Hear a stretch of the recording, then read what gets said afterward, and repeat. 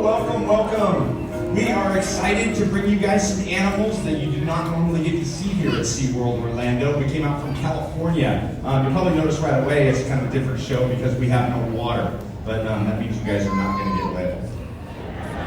Yeah. More important, we don't smell like fish. Yeah. Actually, the reason they don't put us in water is, can you imagine us in wetsuits? That was hard. That was pretty good. That's Gabe. My name's David, and we're out here from California. We have a rescue zoo out there. It's called Conservation Ambassadors. We've been a partner to SeaWorld and Busch Gardens for about 25 years. We do stuff with them all over the place. But this year is kind of cool. Normally what Gabe and I do is school programs. We have a rescue zoo that takes in animals that can't be released back into the wild. We're kind of a last chance saloon kind of facility. Animals that are either permanently injured, ones that can't be fixed and put back in the wild, maybe like a owl that's lost its wing and can't fly anymore, or animals that somebody maybe tried to make a wild animal into a house pet and that didn't work out. I know none of you would try to make a wild animal into a house pet, would you? No, I don't believe you for a second. Who wants a monkey as a pet? It looks fun, it sounds fun. But when it doesn't work out, these are animals that come to us, and like I said, normally we take them around to schools. We have about 10 different programs that we offer the schools on the rainforest and conservation and everything, and we take 5 to 7 animals with us, and every single day we go to schools. About 300 schools a year, but not this year. So instead, the parks called up and said, hey, since you guys aren't doing anything, why don't you come to the parks and bring these animals so the whole families can see them? And we thought, it's a great idea. So we've been out to our Busch Gardens Williamsburg Park. We spent a few months at San Diego doing some shows. And then now we're out here to talk about our rescue animals so that you guys can meet them. It's something that is very important to us to get you close to nature. And they're animals that you don't normally get to see, so hopefully you will enjoy them. Let's start local. I love that response. This is one of the most unappreciated creatures on the planet. What is she? This is the Virginia opossum, the kind of opossum we have living right here in Florida. You know what? This gal, I want to tell you her story, her rescue tale. Her name is Opie. There was a lady driving home at night, and she says out of the corner of her eye, she noticed an opossum walking on the road. She tried to stop. Too late, and she hit that opossum. It was an accident. She didn't mean for it to happen. She felt terrible. She got out of her car, she walked over and saw that she had hit and killed the opossum, and was just about ready to leave. She started thinking, she had heard some of the opossum. They're marsupial. They're related to kangaroos. They have a pouch, a pocket on their belly that they carry what? No, they're lunch to school. No, they're babies. She had heard some of that. Even if a mother opossum is dead, there might still be some babies alive in that pouch. She was very brave. She made out, she opened up the pouch, and sure enough, 5 little baby opossum. Little tiny guys. She knew what to do. She scooped the whole mess. She brought it to the rescue center, and our vet staff saved all 5. So cool, all 5. 4 of them started to gain weight. 1 of them didn't. A problem that we've since solved. 4 of them started crying. 1 of them didn't. Something's up with this opossum. We took her back to our vets, and we found out she can't see very well.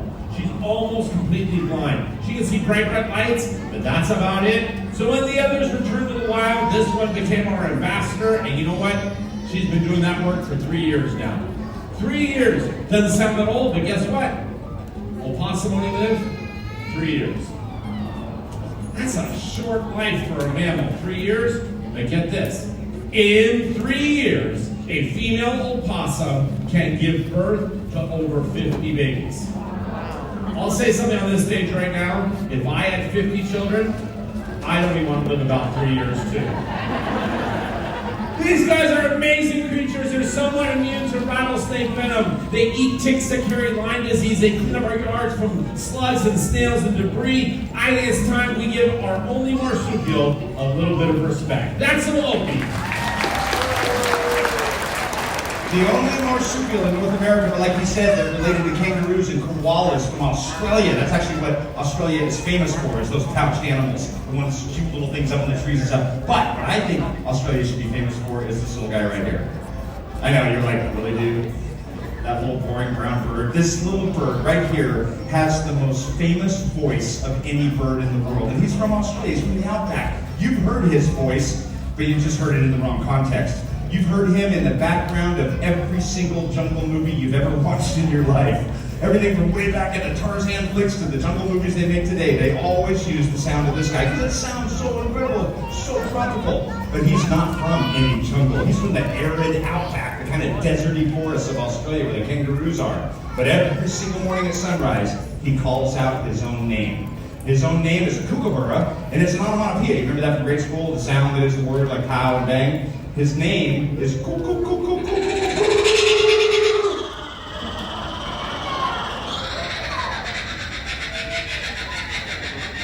Now he's just laughing. The laughing kookaburra, yeah. This is Dave. Yeah. Sorry to interrupt, but I think that I just learned that's the only thing that laughs at your jokes. Oh, true. That's why I keep him around. The laughing kookaburra, you remember that from kindergarten and stuff? That call is what makes him so famous. And there was a lady in Northern California that thought, man, wouldn't that be fun to listen to every morning? And she found a way, on the internet of course, to get a kookaburra against the law in California. And, well, she lived in an apartment.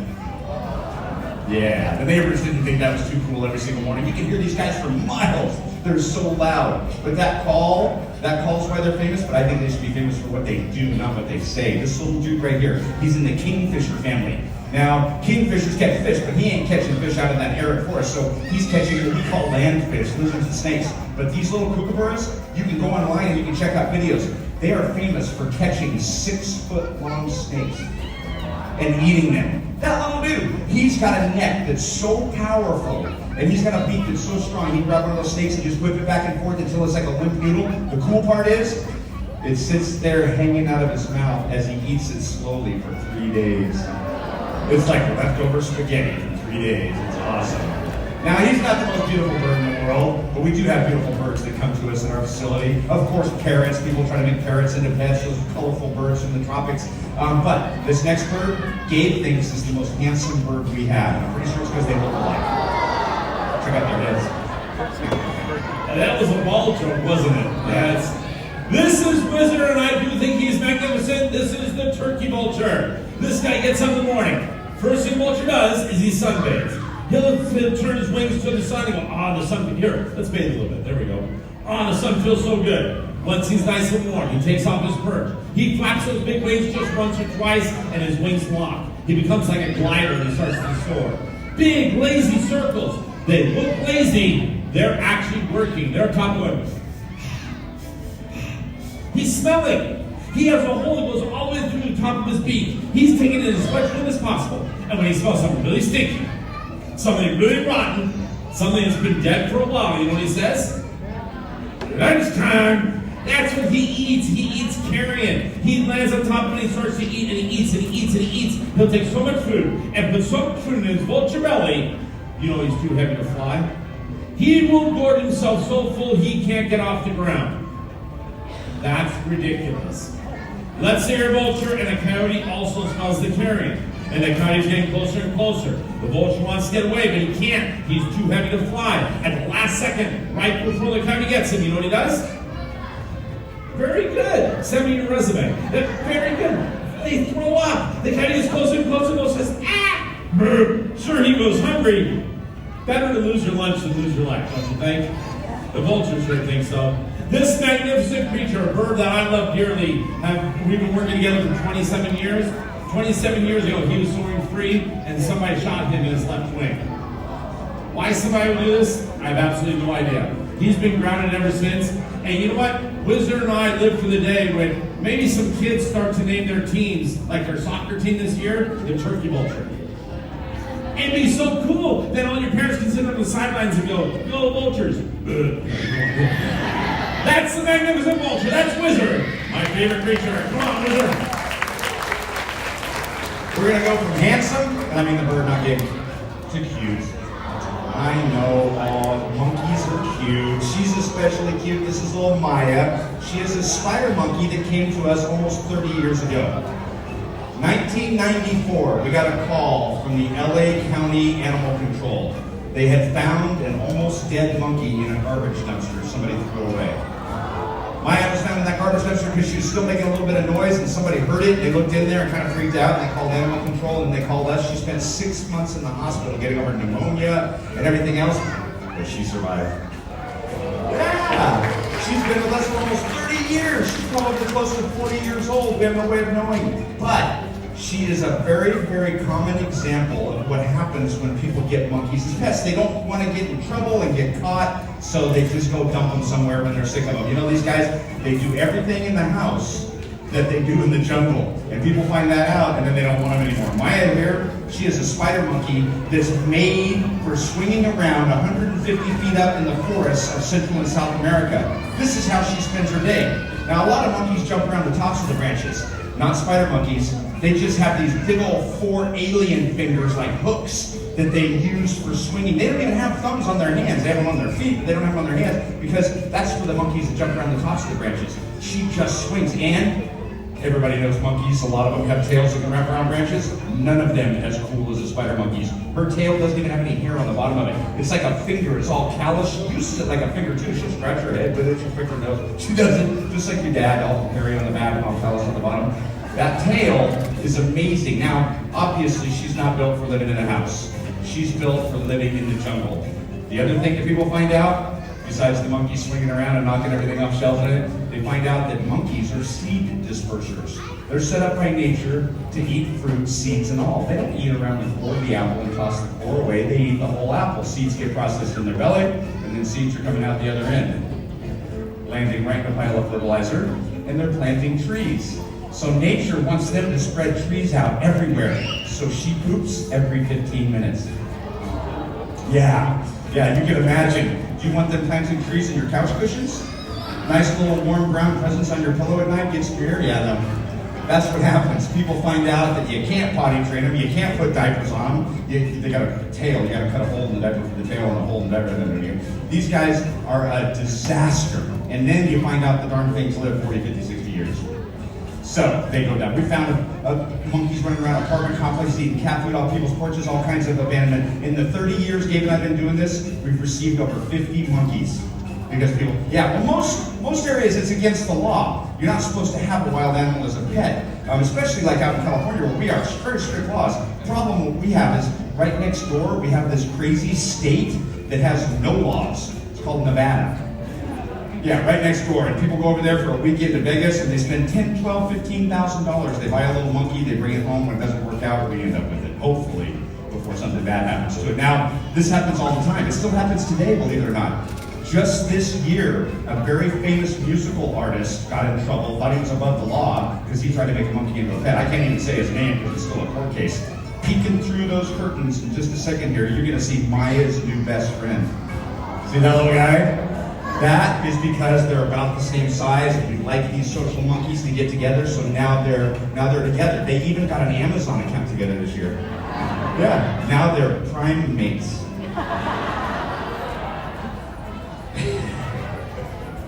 This is Darwin, and he is a capuchin monkey. Capuchin, they get that name because that beautiful black cap on top of their head and that brown cloak. When the first explorers came to the New World, they saw these monkeys and they said, they look like the Capuchin monks, the religious priests of France. And that's how they got their name, and it's also where we get the name for our cappuccino coffee drink, but that's a different show. Now, this guy here is so smart. He has a language. Are you saying hello, people? He has a language. This guy has a certain call that means aerial predator. Say there's a hawk or an eagle. He has another call that means terrestrial predator. Say there's a cat or a snake. They have a language. They groom each other. These guys, well, here's the deal. I don't want to stand in front of you and start a monkey appreciation club. Everybody already loves monkeys.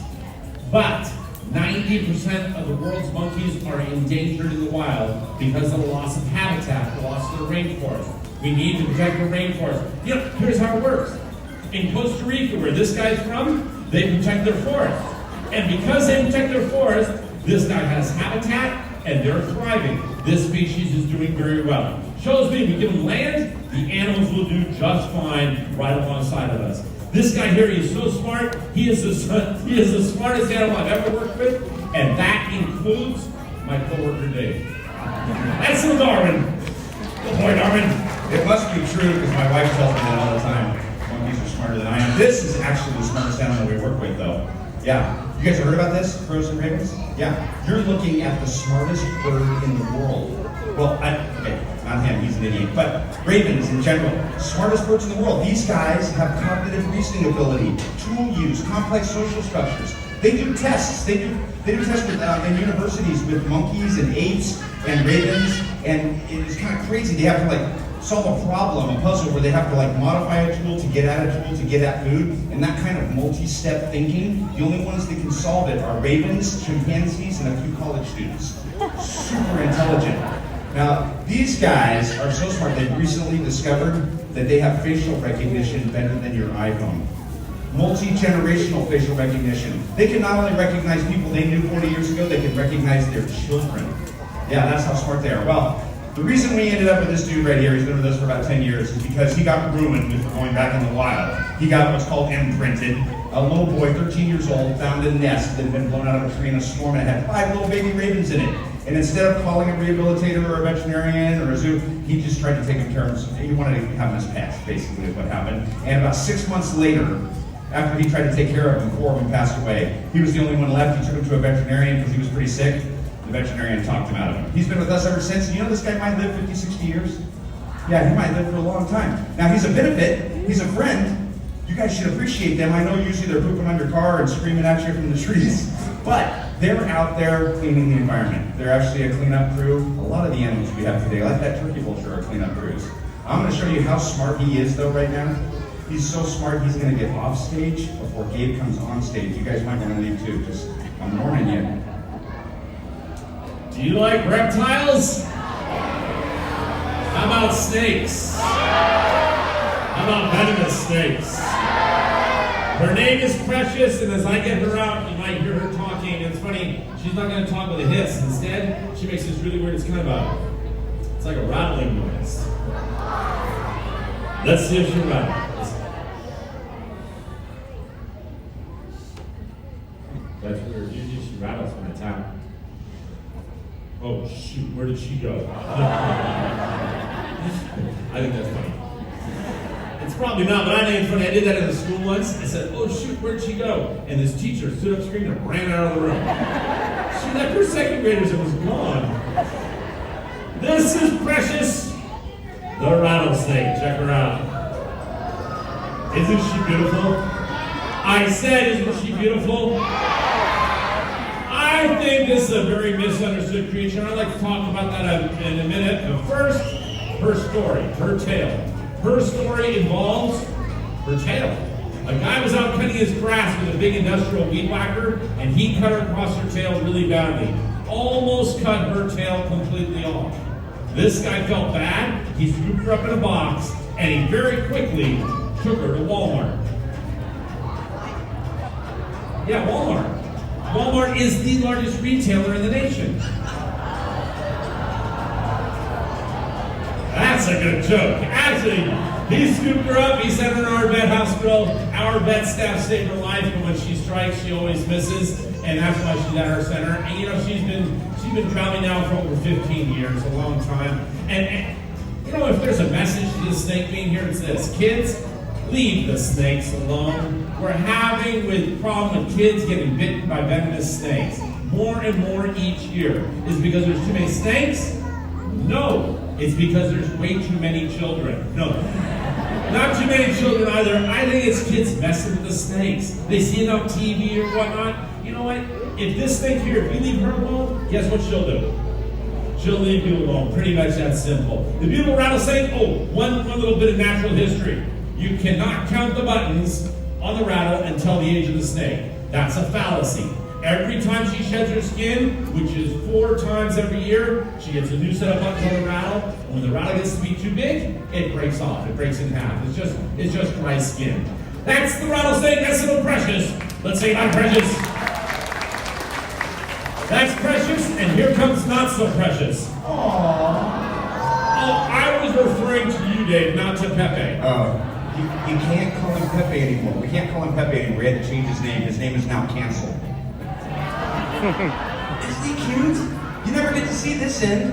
This is the cute end of the skunk. I know you guys get to see that end all the time. They're actually a pretty cute little critter. Yeah, you should consider them a good neighbor as well. This little guy is going to be your neighbor whether you like it or not. He's going to come in your backyard whether you like it or not. I'm going to teach you right now how to appreciate that though. You got to do 3 things. 3 simple things that you can do to let this guy come into your yard and do his job. His job is to eat. Yeah, that's all these guys do all night long. They just wake up when it gets pitch black dark and eat all night. He can eat his body weight in snails and slugs and bugs and mice and rotten fruit. The stuff that falls out of the trees, not the good stuff growing that you want to pick. This guy is actually going to be a cleanup crew for your yard. Kind of like that raven is, kind of like that turkey. These are animals that we don't appreciate too much, but are doing a good job. Now here's how you make this guy your friend. Number 1, pick up your pet food at night. Your pets do not need to eat in the middle of the night. Take that cat food off the porch, bring it inside. Put a nice tight lid on your garbage can. Maybe a chain or a bungee cord over there. The opossums and the skunks are not going to get your garbage. And they're going to come over, they're going to go, cat food's gone. Can't get in the garbage can. All right, we'll go forage. One last thing. Bring your dog in when it gets dark. I love my dog. He's my best friend, but he's not the smartest dude in the world. My dog has been skunked 5 times. They never learn. What's the deal? If a Florida panther gets skunked, they never go near one of these things again. The dogs, every single night they walk out and they go, kitty? Yeah, and the skunk does everything they can to show that they're not a kitty. They stand up on their hands. These guys are like gymnasts. They can walk around on their hands like this for hours. And they're showing, what they're doing is they're showing off that stripe, they're shaking around that tail, and they're basically looking at the dog and going, I'm not a kitty, I'm a skunk, duh. And the dog says, kitty? And they get nailed. They go after the skunk runs, finally sprays them, they come in the house, they rub on the couch, they rub on the carpet, and you say, I hate skunks. Wait a minute, whose fault was it? Yeah, well, probably us. We should probably take responsibility for letting our dogs not be out in the middle of the night. These guys, they're going to come to your yard, they're going to do you a favor. Just cover that can, pick up that pet food, and bring your dog in. And this little cutie will actually come and be your friend. Now, he's pretty cute, but guess what? He is not the cutest animal we have today. Let's go to Madagascar, the land of the lemur, and meet Ringo, the ring-tailed lemur. This guy here came to our center. He was found being smuggled into California. He was the size of the palm of my hand. That small. Our vet staff worked very hard, and he's grown up big and strong now, and he's living with other lemurs, and he's getting bossed around by the other lemurs, which is the way it is in the lemur world. He's doing great. Amazing animal, and if you look at his eyes, would you think he's a daytime or nighttime creature? I agree, he looks nocturnal with those big eyes. You know what's funny? He's not. He's diurnal. He's daytime. He gets up in the morning, the first thing he does, he says hello. Check it out. This is how they say hi to each other.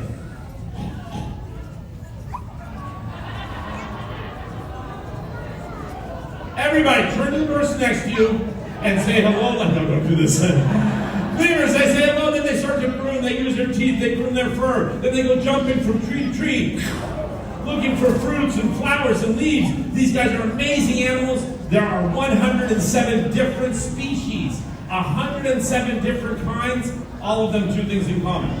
Only found in Madagascar, and every single lemur is endangered in the wild. We have to do what we can to preserve and protect that amazing island off the eastern coast of Africa.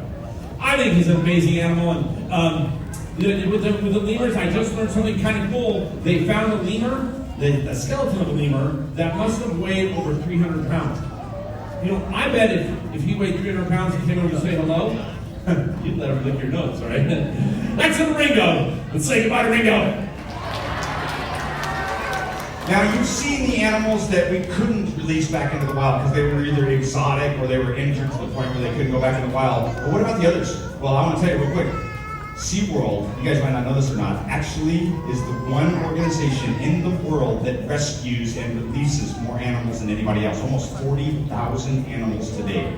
I was asking them just this year alone, what's going on here?